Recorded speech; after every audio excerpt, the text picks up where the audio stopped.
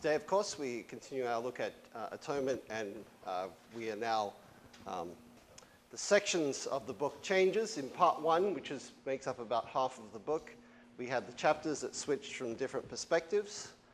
In part two, we still have a third-person narrator, right? So it doesn't switch to first person, but we have a third-person narrator, but from the perspective of Robbie, and focusing upon him in part two. All right. Now, what we saw last time as well was that there is not only is there a change in the structure of part two, with doing away with chapters, but also that we have a big time jump, right? So that where we were in part one was in the summer of 1935, and all of a sudden, without any warning, without even the author telling us where we are, what perspective we've switched to, what year it is, suddenly we're about 5 years later, right? So there was a big switch that happens from part one to part two, and it happens very abruptly, right? It happens very suddenly with no warning, and so we sort of have to spend a little bit of time reorienting ourselves, saying, well, what is happening here? What is going on? Who is the focus of who's the main focus of this narrative? Whose thoughts are we seeing here? Right.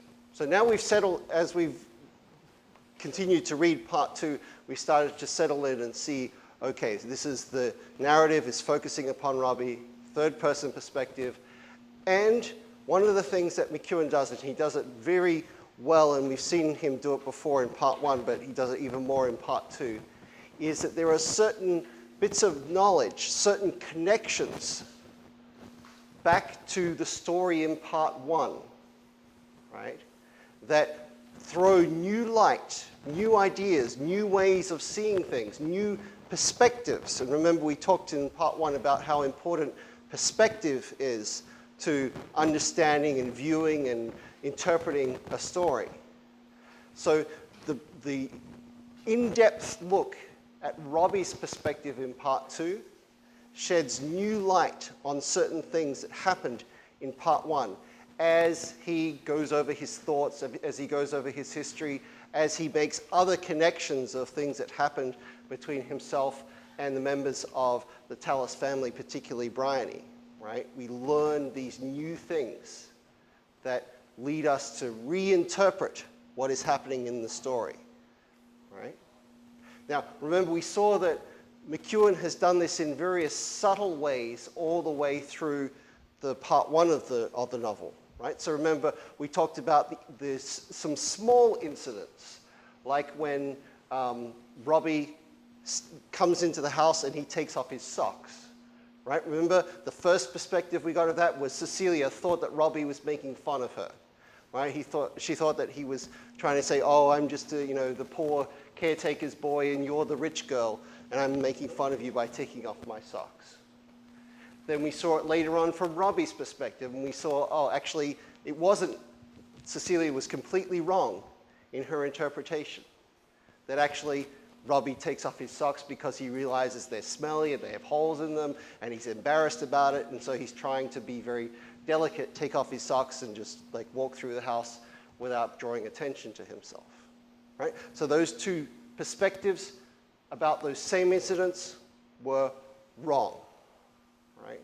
They were both wrong about each other, but seeing them from one perspective, Cecilia's, Robbie's perspective, then we get to see that there is a new light, a new different way of seeing those incidents, right? Similarly, when we see the twins and Lola talking to Paul Marshall, we see one perspective where we see that Lola and Paul Marshall are flirting with each other, right? And that Paul Marshall's focus seems to be quite fixed in a rather erotic, sexual sort of way upon Lola in that scene, right? He gives her the chocolate, he flirts with her, he says all sorts of things. He alludes to his dream about his sisters, where he tells Lola, oh, you look like one of my sisters, right? It's a pretty overt, if you look closely, what he's doing, right? And then remember we saw then, we switch perspectives to Emily Tellis, and she hears them playing in the other part of the house, and she thinks, oh, that nice Mr. Marshall, he's playing with the twins. Oh, he's probably ignoring Lola, but you know, that's nice of him, this man, to play with the twins. They've got no friends here, right? And we see those two different perspectives give us two different ways of looking at those events in the novel. And there are many, many, many more of these, both small and, of course, big. We've seen the big perspective, of course, is focused around what happens with the attack on Lola, right? Whose perspective do we believe? Do we believe Lola's? Do we believe Bryony's? Who is providing the real version of events? And is there a real ultimate perspective that we can have on this? All right. So this part 2, as I said, gives us a chance to dig more deeply into Robbie's perspective. And as I said, we only saw in his perspective really, for the most part, in part 1, only in chapter 8, right? Which is the chapter where he writes the letter to Cecilia and thinks about like his future as a doctor and all that sort of stuff, right? So this gives us a chance to dig more deeply into that and provide us with some alternative ways at looking at what happened in part 1. All right. Now, first of all, a couple of little British slang terms to help you with here on page 111 of our book, of our course packet. In the middle of that first paragraph there, we have the word card, and this means like a joker, someone who is always making practical jokes or playing tricks. Right? Someone who's trying to be funny or witty. Right? It's a card.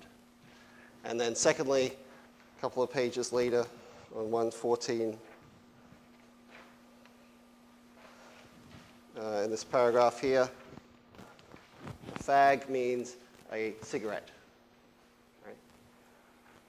In English slang, means a cigarette. Okay. This paragraph here.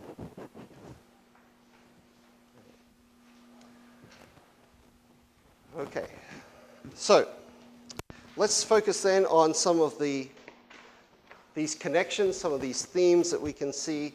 Now, one of the things that was quite prevalent about both Robbie and Cecilia is that they had a shared interest in something in their studies. What did they both study at Cambridge? English what? English literature, right? So we see that they have both read a lot of English literature. They've studied it.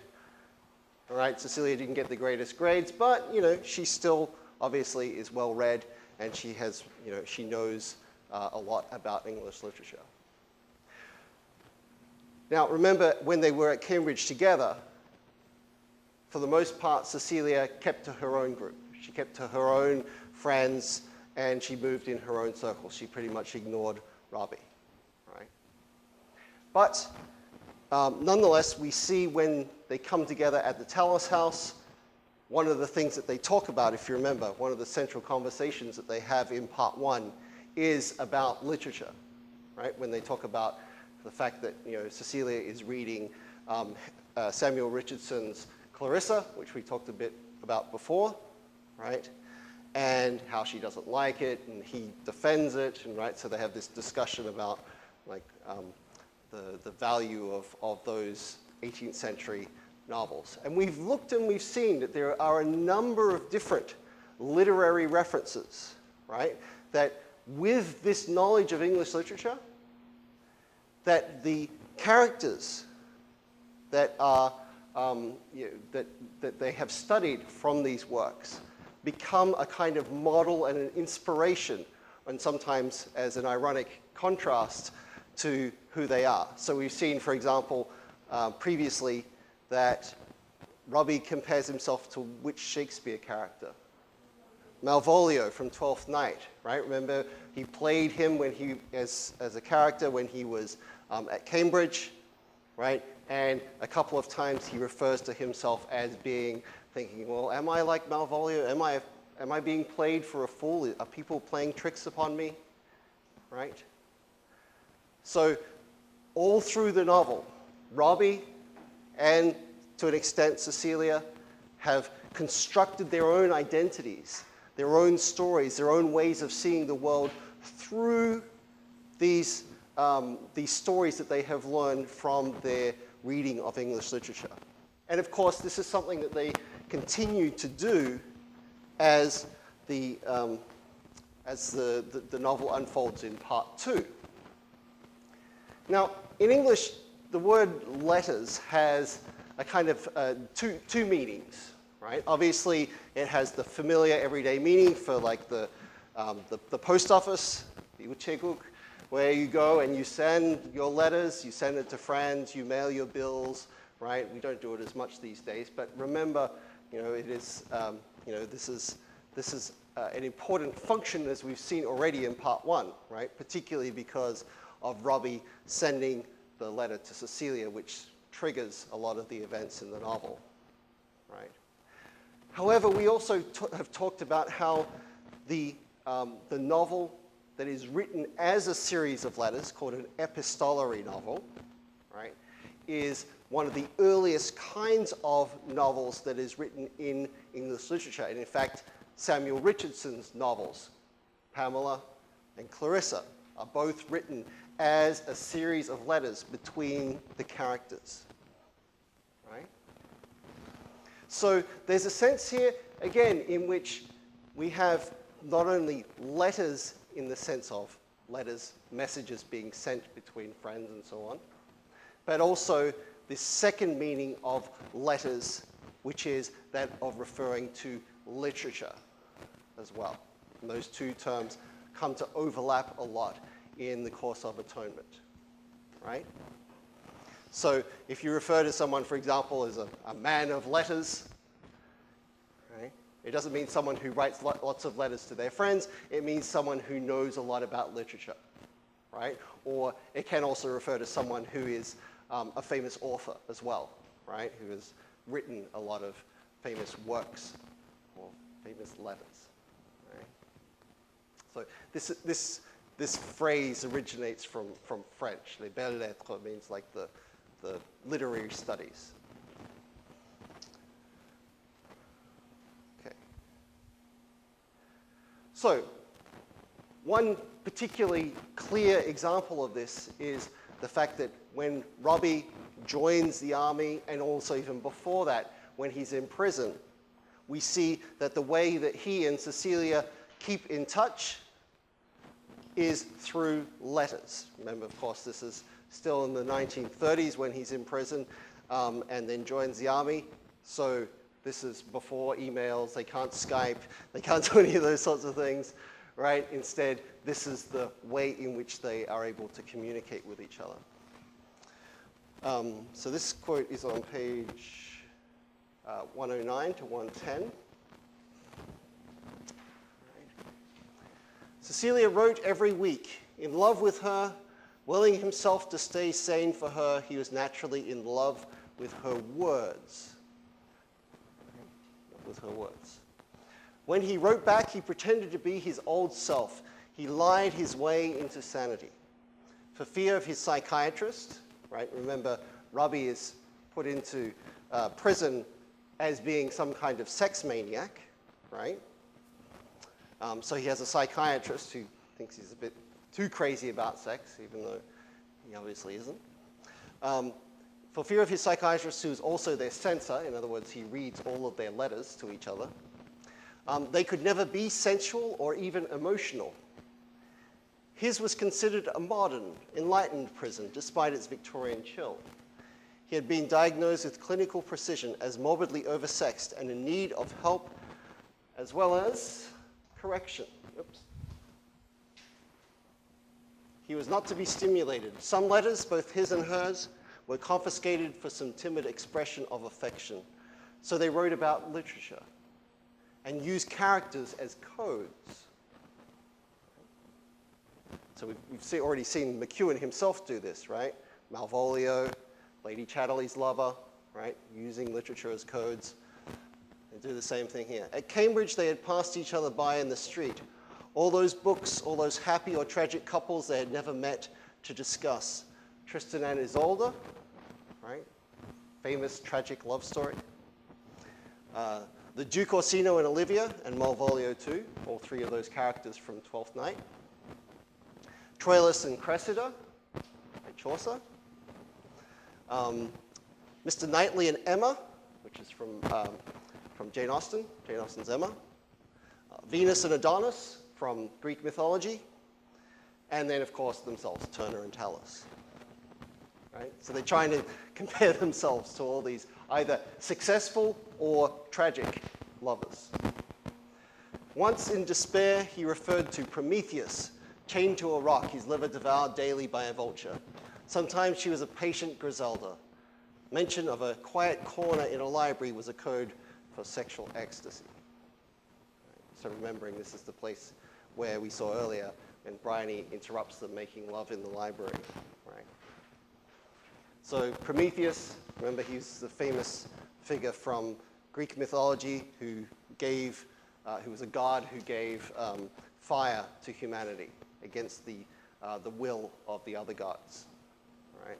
And Griselda, she is, her story is told a number of times. It's told in the Clerk's Tale by Chaucer, also in Boccaccio's Decameron, of a long-suffering wife, right?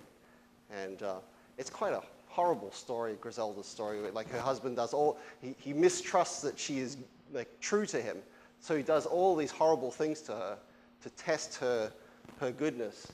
And eventually she passes all of these tests, but he turns out to be such a horrible husband.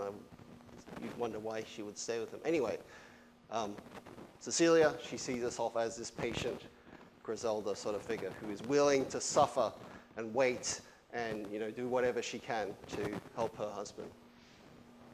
So notice too that McEwan's choice of the library as the scene for where Cecilia and Robbie make love as well is also deliberately a symbolic one, right? They make love within the library, and then when afterwards they have to be separated, the way in which they can talk about it and express and speak in code about their love is through literature, right? Is through these sort of symbolic characters that represent their own predicaments or that they use in their place of their own feelings. So we see, again, in this next quote from page 110, Robbie and Cecilia had been making love for years by post. In their coded exchanges, they had drawn close, but how artificial that closeness seemed now as they embarked on their small talk. This is when they finally get back together again. The helpless catechism of polite query and response. As the distance opened up between them, they understood how far they had run ahead of themselves in their letters. This moment had been imagined and desired for too long and could not measure up. He had been out of the world and lacked the confidence to step back and reach for the larger thought. I love you, and you saved my life. Right. So we see this is the moment, of course, when after exchanging all these letters, they finally get to be back together again. And remember, this moment sort of harkens back to the scene in the library, right? When they first realize that they really are in love with each other and that their true feelings. And remember how awkward that scene was, right? Where they sort of oh, this is kind of weird. I know you and I don't know you, and do you like me? I'm not sure. I think you do, but, right? And they have all these mixed feelings, and eventually they overcome it, right? The same kind of awkwardness happens here, where they express all this love and coded feelings in their letters, but when it comes to actually meeting, it's a lot more awkward and difficult than they expected.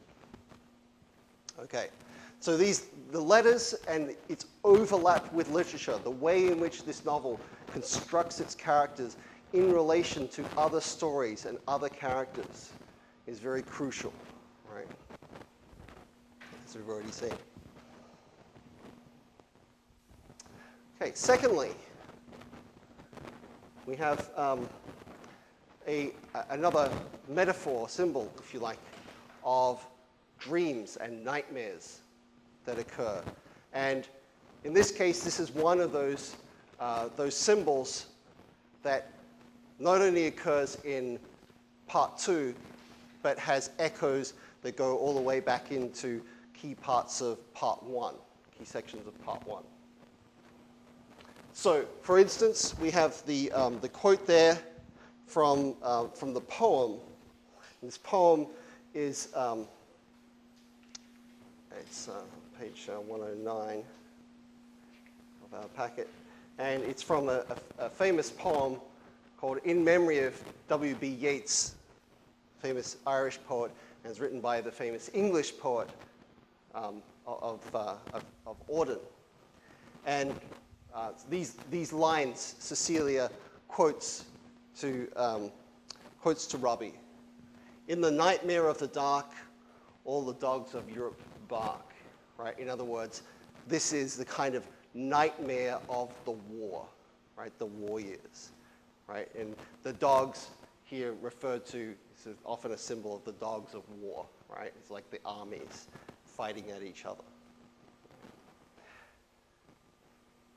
Now, as I said, if we look carefully at the way in which this idea of a nightmare, this sort of, I mean, it's almost like Robbie is living in a nightmare, isn't he, when he's walking through these towns and fields in France, right? He's seeing all these horrible things, dead bodies, you know, disembodied legs up in the tree, dead children, right? All these terrible things that are like a nightmare around him, right?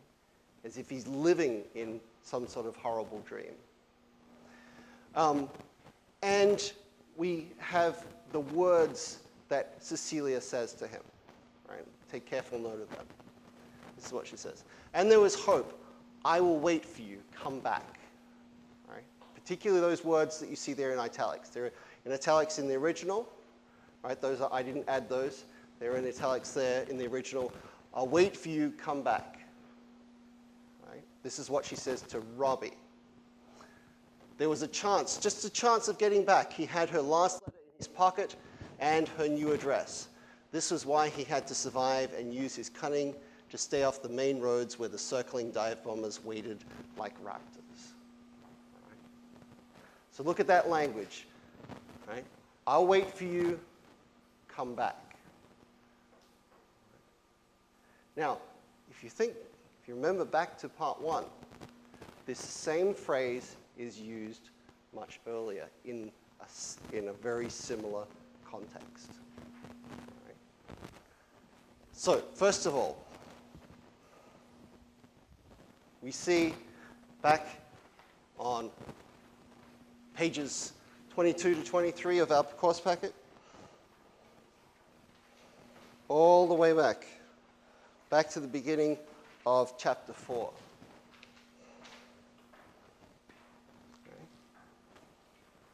At the bottom of that page, look carefully at these words. Right? "She wanted to comfort her sister, for Cecilia had always loved to cuddle the baby of the family. When she was small and prone to nightmares, those terrible screams in the night, Cecilia used to go to her room and wake her." And here's the echo, right? This choice of words, it's deliberate. "Come back," she used to whisper. "It's only a dream. Come back." And then she would carry her into her own bed. Right? So these words that Cecilia says to Robbie in her letter, right? "Come back. It's only a bad dream." Right?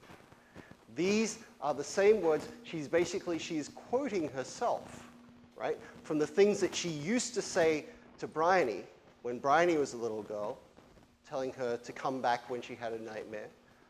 Now she's saying them to Robbie. Right? So it's a deliberate echo from earlier in the book. We're given this same phrase a second time. This is on page 40 of our book. the cost of oblivious daydreaming. And this is, remember, this is the scene where Bryony is about to slash the nettles, right? And she's mad at herself for using her imagination too much, right? For daydreaming too much. And remember, she slashes the nettles and then she decides, right, from now on, I'm going to stop imagining and I'm just going to act in reality. Okay? So we have here her railing against, or being angry against her daydreaming. The cost of oblivious daydreaming was always this moment of return, the realignment with what had been before and now seemed a little worse. Her reverie, once rich in plausible details, right, reverie is just another word for daydreaming, had become a passing silliness before the hard mass of the actual. It was difficult to come back. Come back, her sister used to whisper when she woke from a bad dream. Right? So, as I said before, one of the things that we see McEwan doing as the rest of this novel unfolds is that what we're seeing in part 2 is these little connections, sometimes big connections, back to some of the things that we've seen and have been set up for us in part 1, where we saw Bryony as a little girl having childish, unreal nightmares, and Cecilia saying, come back to me. You know, I'll comfort you, I'll look after you, come back. Now we have Robbie living obviously he's not having a nightmare, this is his real life, but the war itself is like being in a nightmare, right? It's like being in this horrible situation and he can't wake up. And here again we have Cecilia, through her letter this time, giving him the same message of comfort and hope. Come back, she says to him. And that she'll try to take care of him. All right, so that's one of the symbols that connects back. Secondly, another thing that we see being contrasted between part 1 and part 2 is that we talked a little bit before about the question of responsibility, right? And we talked about it mostly from the perspective of adulthood and childhood, right? So we know, of course, that adults are generally considered to be responsible for their actions. They're old enough, they're mature enough to be able to say, all right, I did this, it's my fault, I take responsibility for it, right? And remember that the law takes the same kind of view. If you're an adult, if you're past a certain age, right, there are different rules for you than there are for children who commit a crime or who do something wrong, right? So one of the things that we saw that was difficult, particularly about the characters of Bryony and Lola, was their age. Because in some respects, we've seen they were still childish, they were still children, right? They still play, they still do things that children do, and yet at the same time, we see that they are not entirely children, right? They're starting to awaken to adult ideas, to notions about marriage and sexuality and other things, about their bodies and other people and different ways of thinking and adult ways of looking at the world, right, that are new to them, right? So if you have a 13-year-old like Bryony, the big question then becomes, especially since we know what happens with her accusation, how much of that is a product of her being a child, in which case we say, well, she doesn't know what she is doing, and how much of it becomes something that she has to be responsible for, right? And that's a very difficult question, really almost impossible question to answer, right, for us to judge. Nonetheless, the novel begins to try to put this, like what Bryony does, in some kind of larger perspective. And it does so here in part 2, right? Where in part 1, we see that Bryony's crime is to accuse Robbie. It's a bad thing that she does. He goes to jail, right? It splits up the family, and it has all of these bad consequences, right? It's a pretty bad thing, pretty horrible thing to do, right? However, what we see as well happening in part 2 are things that are even far worse, far more atrocious, far more terrible than what Bryony does, right? We see the terrible things that Robbie sees happening around him. Like I said, there's disembodied limbs stuck in trees, right? Remember the leg that he sees stuck in a tree, and someone who'd been blown up and their leg had flown up and got caught in the branches. He sees dead children, right? He sees people dying. He sees bombs falling on villages, innocent people being murdered, right? All in the name of this war, right? Now, as we're reading, our focus tends to be upon what has happened with Bryony and Robbie and Cecilia and this sort of central drama, and we're sort of thinking, wow, that Bryony, she needs to be punished for what she's done. How could she get away with this, right? How could McEwen let her get away with that, right? Now, at the same time, notice, though, that the things that Robbie is seeing, right, are so much worse than what we're seeing with what happens with Bryony. Okay. Now, Bryony herself, as we see in this quote, she starts to rethink what happened. Remember, we're told that it takes her a few years. It's not until her later teens that she starts to rethink what happened and really think, well, maybe I was wrong. Maybe I did the wrong thing. Maybe I shouldn't have said what I said. And we start to get a glimpse of this in the letter that Cecilia sends to Robbie. Right? That's why it's in italics there. Cecilia says about her sister, says, she's beginning to get the full grasp of what she did and what it has meant. Clearly, not going up has something to do with it. Now, remember, I explained this phrase when we first came across it, when we saw Robbie and Cecilia going or coming down, right? Coming down from Cambridge, right? Which we meant was like graduating or leaving, right? So not going up in this case means that Bryony has chosen not to go to university, right? Not to go to Oxford or to Cambridge, right? So not going up. So not going up has something to do with it. She's saying that she wants to be useful in a practical way. And remember, here we also have an echo of Robbie again, right? Remember, Robbie says he doesn't want to follow being a gardener or studying more literature. He wants to be practical, useful. But I get the impression she's taken on nursing as a kind of penance. What's penance? Yes, so it's the thing that you do to make up for something you've done wrong. So usually, it's most commonly done in the Catholic tradition, right, where you go and confess to the priest what you've done wrong, and the priest tells you, say this many prayers, or count this many rosaries, or do this as penance to make up for it, right, to make up for what you've done wrong. She wants to come and see me and talk. I might have this wrong, and that's why I was going to wait and go through this with you face to face, but I think she wants to recant. In other words, Bryony wants to change her story, right? She wants to recant. So there are a couple of words here that have kind of a religious significance.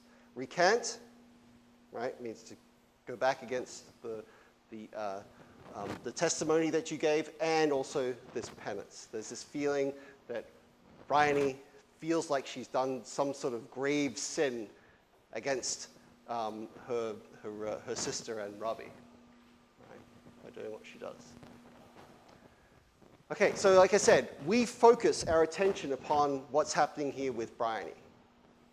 We're looking at this, and we're mainly focused upon this crime, right? But then look at what McEwen shows us what's happening in the war itself. Look at these horrible things. And yet, is anyone being held accountable for them? No, right? There's all these dead bodies, all these murders, all these innocent people being killed, and they will never be given any sort of justice, right? They will never have any sort of, righting of their wrongs, okay?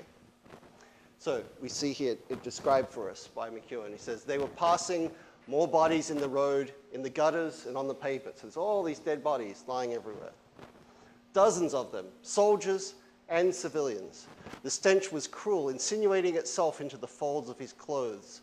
The convoy had entered a bombed village, or perhaps the suburb of a small town. The place was rubble, and it was impossible to tell. Who would care? Who could ever describe this confusion and come up with the village names and the dates for the history books, and take the reasonable view and begin to assign the blame? No one would ever know what it was like to be here. Without the details, there could be no larger picture. Right? So here we have, as I said, part 2 gives us both connections and contrasts with part 1. This is one of the contrasts. We're focused on trying to judge the full extent of Bryony's crime and what she's done and how much she should be responsible for it and what are the consequences, all those sorts of things.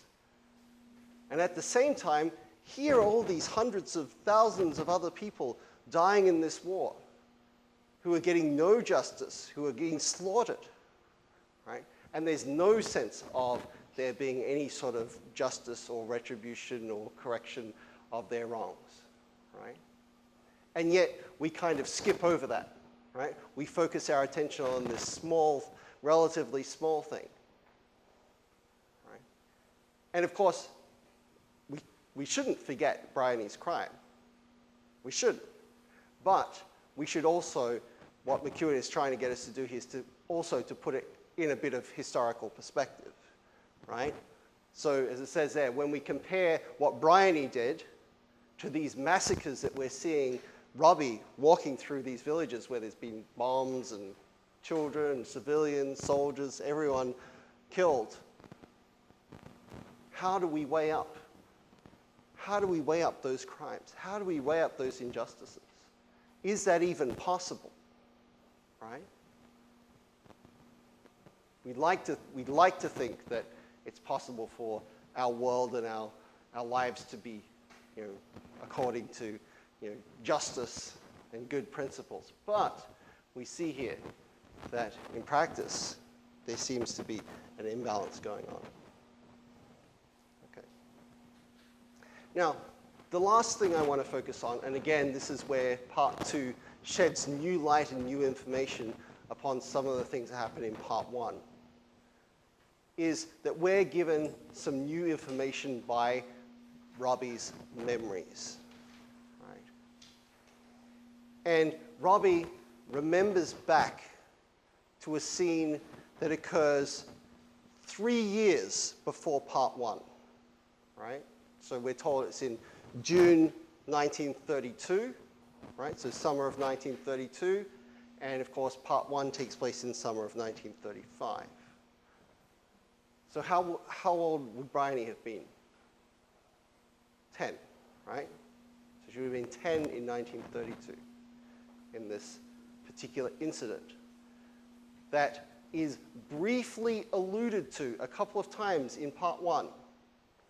But for some reason, our narrator chooses not to tell us about this memory that Robbie has, right? Which is something that makes us very suspicious, right? Because it gives us a new motive for seeing what Bryony does to Robbie and Cecilia, right? And this incident, of course, is the time that Robbie remembers in 1932, when Bryony is 10, that he and she go swimming together, right? And in this scene, Bryony sort of says, oh, if I fell in, would you save me, Robbie? Would you save me? And of course, he's like, yeah, sure, okay, whatever. Yep, I'd save you. Yep. And he gets dressed and he's ready to go, and she throws herself into the water. So here's the scene. He was bending over the basket as he said this, and he heard, but did not see her jump in. Her towel lay on the bank. Apart from the concentric ripples moving out across the pool, there was no sign of her. Then she bobbed up, snatched a breath, and sank again. Right? So he thinks that she's drowning. Desperate, he thought of running to the weir to fish her out from there, but the water was an opaque, muddy green. He would only find her below the surface by touch. There was no choice. He stepped into the water, shoes, jacket, and all.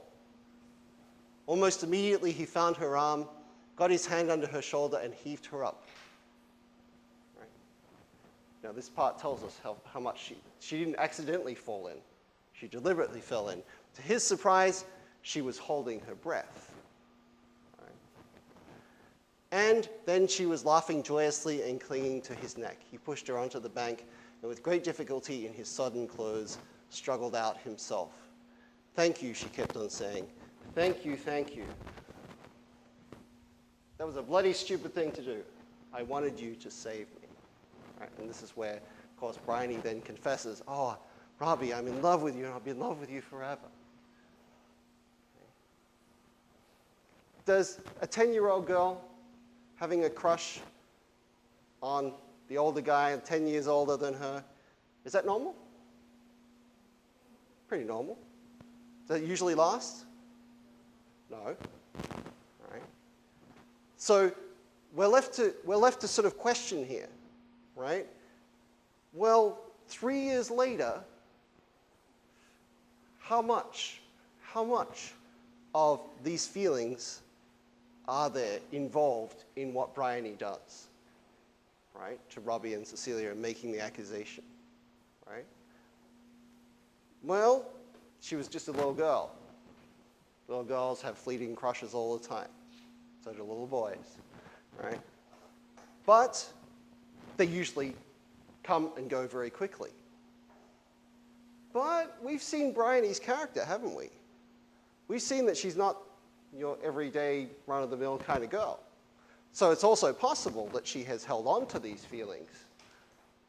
However, one of the curious things about part one is twice this episode with swimming with Robbie is alluded to very briefly. But the whole story of Bryony throwing herself in, asking to be rescued, telling Robbie that she's in love with him, none of that is mentioned in part one, is it? Right? It's only in part two. And we're left to wonder, why does the narrator in part one, why don't they tell us this? Why is it left out? All right? So, the first of these connections back to part one. Right? It's on page 85. Okay? And this is the part where she's thinking of Robbie as the villain, right? But this is where she's calling him a maniac, and she's saying he must be a sex fiend, he must be a bad guy, and she's like, how could I have ever trusted him as a family friend? Here's what she says. Real life, her life now beginning, had sent her a villain in the form of an old family friend with strong, awkward limbs and a rugged, friendly face, who used to carry her on his back and swim with her in the river, holding her against the current. That seemed about right. Truth was strange and deceptive. It had to be struggled for against the flow of the everyday. Right? So no mention of Bryony's feelings when she was younger. No mention of this, even though she talks about the fact that she used to go swimming with Robbie, right? He's an old family friend, all this sort of stuff. Right? All of that is hidden until the revelations that Robbie gives us here in part two. Okay? Similarly, if we go back even further, right back to chapter 3, okay? And this is the scene, the fountain scene. Right? And talked briefly about this, this little section before, right? When Bryony is standing there and she's trying to understand what is happening between Robbie and Cecilia at the fountain, she compares them to a story that she wrote. Standing by the basin's retaining wall was her sister, and right before her was Robbie Turner. There was something rather formal about the way he stood. Feet apart, head held back. A proposal of marriage. Bryony would not have been surprised. She herself had written a tale in which a humble woodcutter saved a princess from drowning and ended by marrying her. What was presented here fitted very well. Who's the woodcutter? Robbie. Who's the princess? Is it Cecilia? Ah, see now, when we first read that, we're thinking, oh, she must mean Cecilia. But now with this information from Robbie, we're starting to wonder, maybe that princess was meant to be Bryony, right? And that's what she was really thinking at the fountain scene, right? See, this guy, he was supposed to marry me. What's he doing with my sister? How could he, right? But again, notice the way in which the narrator does not give us that information in part 1. It's left to part 2 for us to think back, to throw back to this earlier scene and to reinterpret from this new perspective that we have, right? So notice the way in which these connections from part 2, they drastically, in some cases, change the way in which we see what is happening in part 1. And what we're told in part 2 about this scene with Bryony pretending to drown in the river and Robbie saving her becomes Robbie's theory as to why Bryony accused him, right? He becomes convinced that it really was.